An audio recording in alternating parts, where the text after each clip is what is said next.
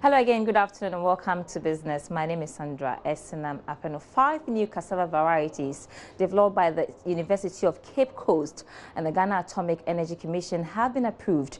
These varieties are amongst the world's best of cassava.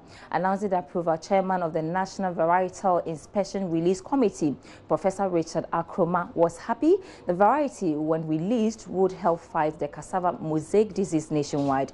Richard Kojo Nyaku has more. The cassava plant holds a very important place in the life of the Ghanaian.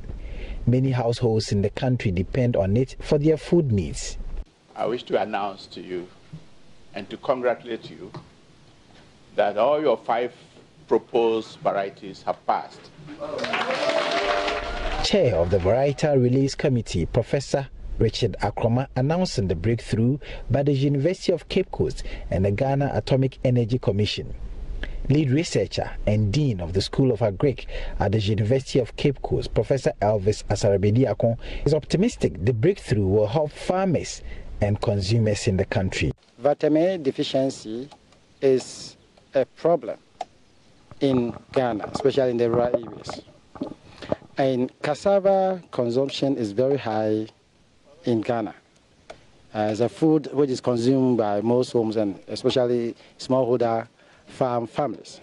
So if you are able to introduce cassava variety with high beta carotene, in other words, which is a source of vitamin A, then is the cheapest way, is the easiest way of supplying vitamin A to the rural folks. Dr. Paul Aguasari and Dr. Godwin Amenokwe of the University of Cape Coast and the Ghana Atomic Energy Commission, principal researchers of the project, speak of how the varieties, upon their release, will help farmers and consumers of cassava. The second problem is cassava mosaic disease, which is a significant problem in Ghana. And this cassava mosaic disease is devastating our crops. And we use mutation breeding to change the genes so that the host plant will be naturally resistant to cassava mosaic disease. And this is what we have seen in the white flesh. And we also improve on the mealiness, because if the cassava is not good for fufu, our people would not like to grow it. So for the varieties we are proposing to release, especially with the yellow fresh, which is high in beta carotene, we envisage that we will have our gari that our schools are being fed off to be prepared from this cassava, which will have another advantage of having beta carotene to curtail the problems that are associated with brandness. So if you're able to get a nod to have this, it will have rippling effect for the country. The Minister of Agric is expected to append his signature after the registration of the varieties and order the release of the varieties for use by the country in the coming days. Richard Kwejonyakon, Joy News, Cape Coast.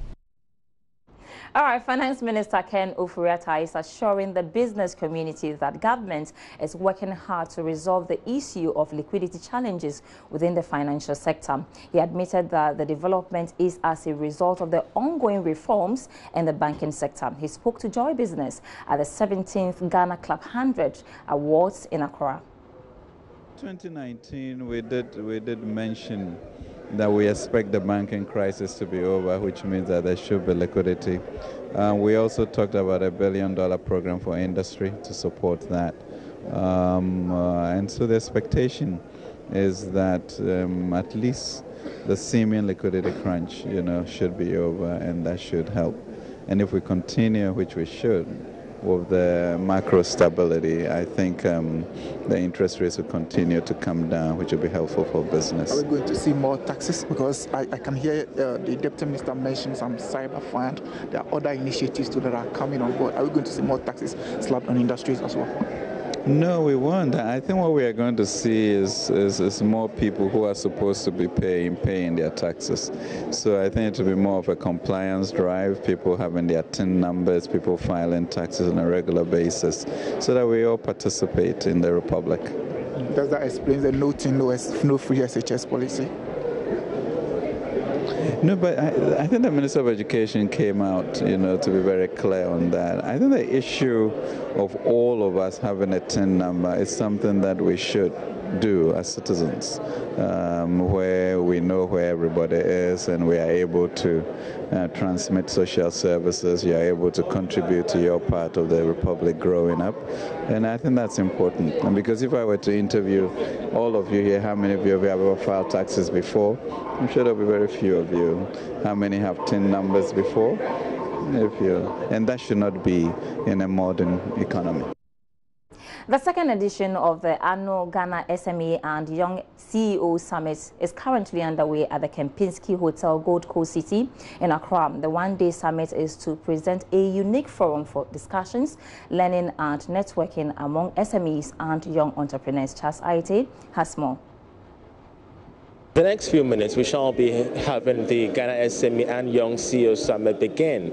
We all do know this is a very summit that's going to be having captains of industry come together to deliberate on the best ways by which the SME industry could be much more facelifted. We have here with us the PL and, of course, the Director of Public Affairs, Terryman, to help us understand what we should be expecting and all that this is going to be about in today's event. Of course, many thanks for your time here on Joy Business. So first of all, we've had the very first summit. It's the very second one. It's about to begin. What should we be expecting? I think we should be expecting to be enlightened. We should be expecting to be provoked and to be challenged. That is what this is all about. This whole event is about. We are going to have a lot of discussions. We are going to do panel discussions, and the audience will also have the opportunity to make inputs into the discussions. The governor of the Bank of Ghana is already here, and we're expecting some other important people, like some ministers of state as well, who will also be on the panel and who will be engaging us on policy and regulatory issues. Later in the day, we'll be talking about technology and innovation. The main theme for the summit is corporate leadership, governance, and technology as strong pillars for business and economic growth. So we are exploring corporate governance as a function of leadership, and we are going to see how we can use technology to enhance corporate governance in the way SMEs are managed to be able to surmount the challenges they face in the environment. All right, so that's all for business this afternoon. By Emmanuel Abuaji is coming by at 1 p.m. for the marketplace. My name is Sandra Esenam. Thanks so much for watching.